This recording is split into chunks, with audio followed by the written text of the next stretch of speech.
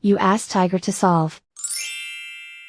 This deals with linear equations with one unknown. The final result is q equals 7/2. Let's solve it step by step. Group all constants on the right side of the equation.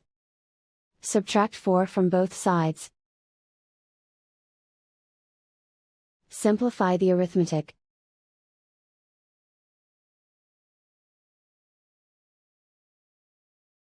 Isolate the q. Divide both sides by 10. Simplify the fraction. Find the greatest common factor of the numerator and denominator. Factor out and cancel the greatest common factor. And so the final result is q equals 7/2.